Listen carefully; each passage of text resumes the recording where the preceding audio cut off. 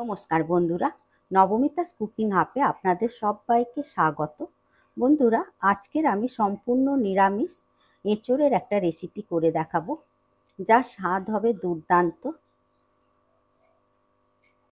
Please বন্ধুরা, আপনারা পুরো ভিডিওটা দেখবেন, আর ভালো লাগলে লাইক, শেয়ার, কমেন্ট করবেন, আর সাবস্ক্রাইব করে আমার পাশে থাকবেন। চলুন দেখে নেওয়া যাক আজকের এই রেসিপিটি। এঁচোড়ের এই রেসিপিটার জন্য আমি নিয়ে নিয়েছি একদম কচি একটা ছোট সাইজের এঁচোড়, যার ওজন হচ্ছে 650। সেটাই আমি কেটে নিয়েছি, এইভাবে কেটে নিয়েছি।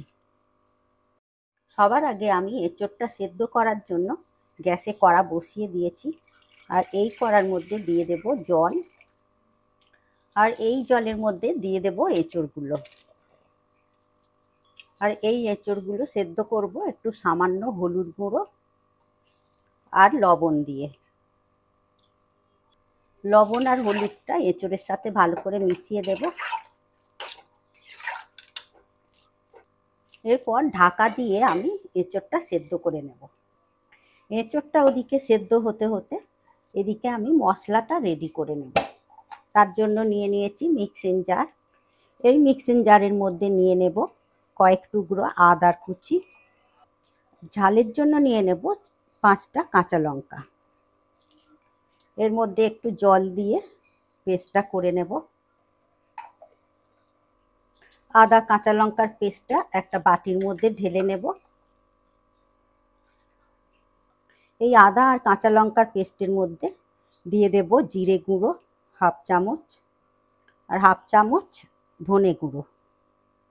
এরপর এর মধ্যে আর একটু জল দিয়ে দেব, মিক্সিং জারটা ধুয়ে দিয়ে ভালো করে মিশিয়ে নেব। মিশিয়ে এটা রেখে দেব। এরপর এর মধ্যে আরও একটা পেস্ট বানিয়ে নেব। এর মধ্যে নিয়ে নেব 1.5 চামচের মতো টক দই। আর এই টক দইয়ের সাথেই নিয়ে নেব 8-10টার মতো কাজু, ভাঙা কাজু। এরপর এতে আরও একটু জল দিয়ে পেস্টটা বানিয়ে নেব। এরপর এদিকে এঁচোড়ের ঢাকনাটা খুলে দেখে নেব এঁচোড়টা কতটা সেদ্ধ হলো। এঁচোড়টা সেদ্ধ হয়ে গেছে। এবারে আমি জল ঝারিয়ে তুলে নেব। জল ঝারিয়ে একটা ছান্তা দিয়ে তুলে নেব।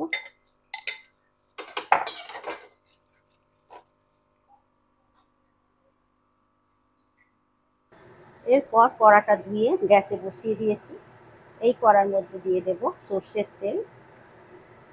তেলও বেশ গরম হয়ে গেছে। এই তেলের মধ্যে প্রথমে আমি আলুগুলো ভেজে নেব।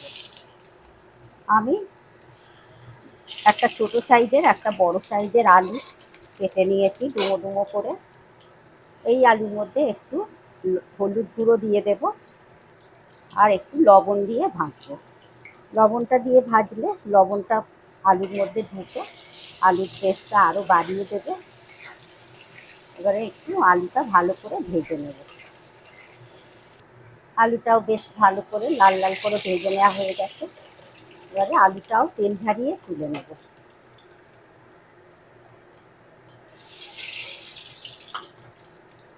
এরপর এই তেলের মধ্যে সেদ্ধ করে রাখা এঁচোড়গুলো ভেজে নেব ভালো করে।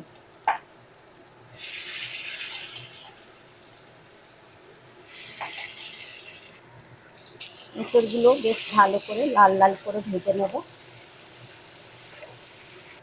এদিকে এঁচোড়টাও বেশ ভালো করে ভেজে নেওয়া হয়ে গেছে। এবারে আমি এঁচোড়টাও তুলে নেব।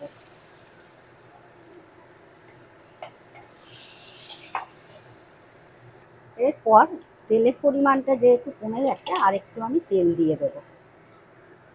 এই তেলের মধ্যে দিয়ে দেব গোটা গরম মশলা, গোটা জিরে, একটা শুকনো লঙ্কা, আর দিয়ে দেব সামান্য একটু হিং।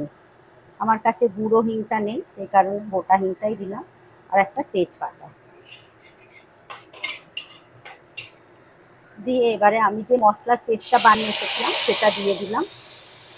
এরপর এর মধ্যে দিয়ে দেব হলুদ গুঁড়ো, কাশ্মীরি লাল লঙ্কার গুঁড়ো দিয়ে 2 সেকেন্ডের মতো, 2 মিনিটের মতো একটু নেড়ে নেব।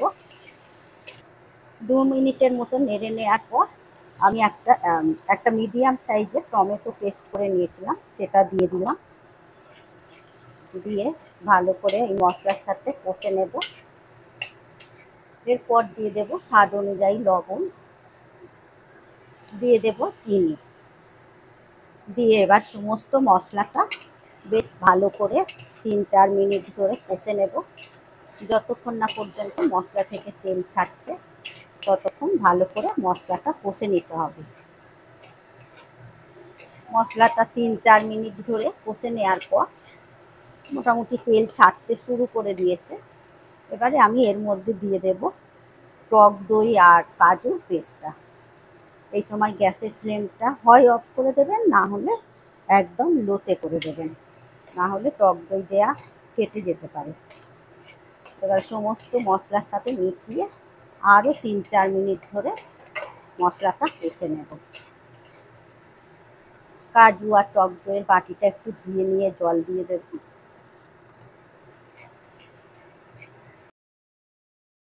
বন্ধুরা, আপনাদের কাছে অনুরোধ করব যে এই রেসিপিটা আপনারা একবার হলেও ট্রাই করবেন, আর কেমন হয়েছে কমেন্টে জানাবেন।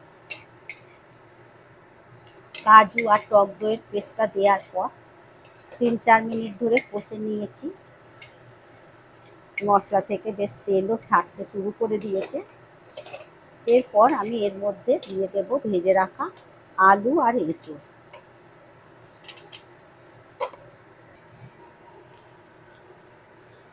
আলু আর এঁচোড়টাও এই মশলার সাথে বেশ ভালো করে মিশিয়ে নেব।